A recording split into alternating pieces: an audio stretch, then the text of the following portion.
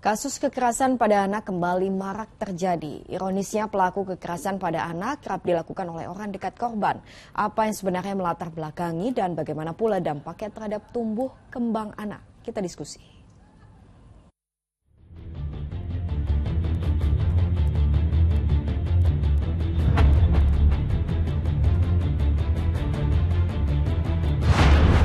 Belum selesai dengan kasus kekerasan anak yang dilakukan oleh babysitter atau pengasuhnya. Kini publik kembali dihebohkan dengan kasus dugaan pencabulan yang dilakukan ayah terhadap anak kandungnya sendiri. Mengapa orang dewasa begitu keji melakukan kekerasan terhadap anak? Dan apa dampaknya terhadap anak-anak yang menjadi korban? Saya Dana Paramita, kita diskusi.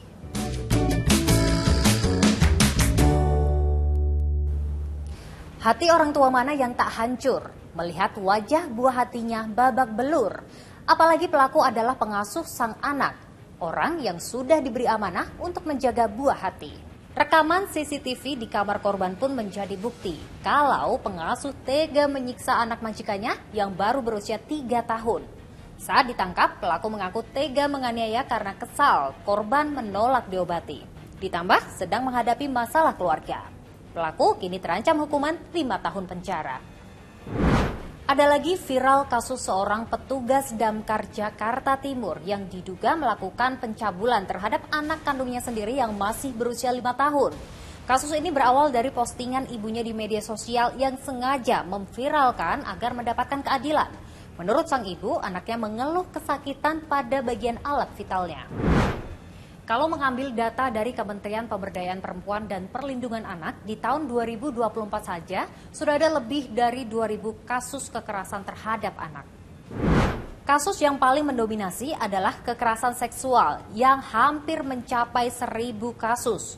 Diikuti dengan kasus kekerasan fisik, psikis, penelantaran, eksploitasi, TPPO, dan lain-lain. Kasus kekerasan terhadap anak seperti tak ada usainya. Yang kemudian patut dipertanyakan adalah apakah penegakan hukum terhadap pelaku kekerasan anak ini begitu menyedihkan? Ini kan sebenarnya pengaturannya ada dalam Undang-Undang Perlindungan Anak ya, kalau kita mengatakannya sebagai leg spesialis.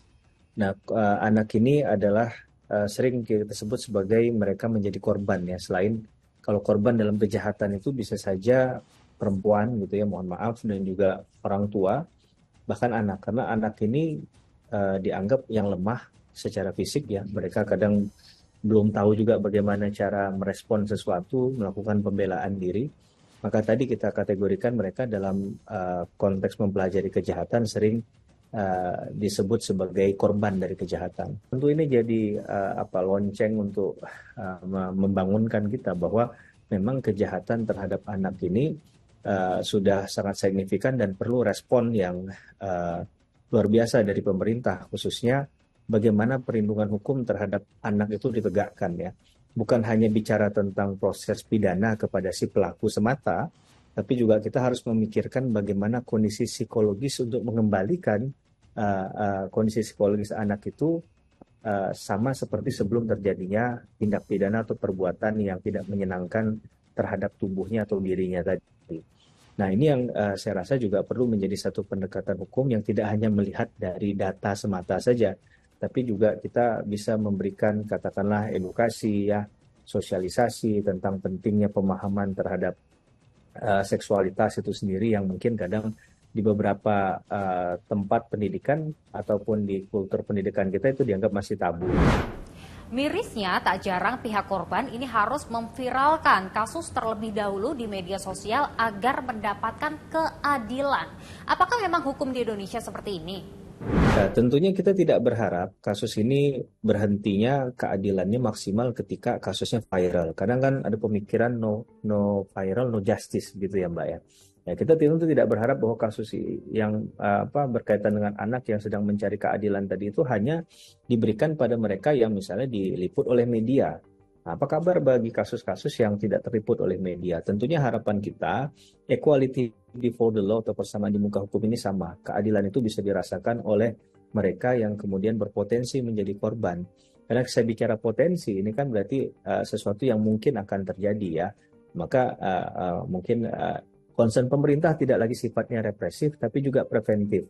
tadi pemenuhan hak anak, bahwa anak itu tidak boleh ada diskriminasi, bahkan tidak boleh ada pemaksaan yang sifatnya fisik dan lain sebagainya. Itu kan menurut saya narasi dasar yang harusnya dipahami dan diberikan secara penuh edukasinya kepada semua lapisan masyarakat, agar kita tidak hanya bicara pada norma penegakan hukumnya saja, harusnya bicara tentang penegakan hukum pidana itu di akhirnya, Mbak Dani.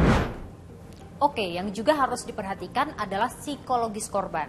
Saya juga berdiskusi dengan psikolog anak terkait dampak anak-anak yang menjadi korban kekerasan. Jadi masalahnya kurang lebih sama, misalnya sama-sama dianiaya, misalnya gitu, tetapi ke anak itu bisa dampaknya berbeda-beda. Kenapa? Karena itu tergantung bagaimana anak mempersepsikan masalah tersebut. Apakah itu kemudian menjadi betul-betul membuat dia merasa gak nyamannya luar biasa, dan tergantung juga karakter anak tersebut. Jadi dampaknya itu bisa berbeda-beda, dan dampak itu belum tentu terjadinya kelihatan sekarang, bisa saja beberapa waktu kemudian, tetapi bahwa hal tersebut akan berdampak kepada anak itu kemungkinan besar sekali gitu. Kekerasan apapun jenisnya sudah pasti meninggalkan luka pada anak-anak. Lantas, mungkinkah trauma yang dialami korban bisa sembuh? Ya, untuk menghilangkan tuh nggak bisa kayak membalikkan telapak tangan ya. Dan tiap orang itu atau tiap anak punya punya rentang berbeda-beda sendiri gitu ya. Untuk kemudian bisa dikatakan dia bisa sudah melewati. Mungkin tidak hilang sama sekali, karena itu mungkin akan masuk ke dalam memori anak. Tetapi setidak-tidaknya anak kemudian bisa melewati hari-harinya dengan tidak lagi cemas, tidak lagi takut, dan sebagainya. Nah, treatment itu memang kalau menurut saya harus dilakukan oleh seorang ahli. Maka anak-anak yang mengalami trauma seperti ini harus ditangani atau didampingi oleh seorang ahli yang bisa membantu mereka. Tidak hanya anaknya, orang tuanya pun juga. Karena kalau anak-anak misalnya sempat disakiti, disiksa dan sebagainya, nanti pada waktu si ibu kemudian masuk ke dalam kehidupan anak ini lagi, ibu itu merasa bersalah.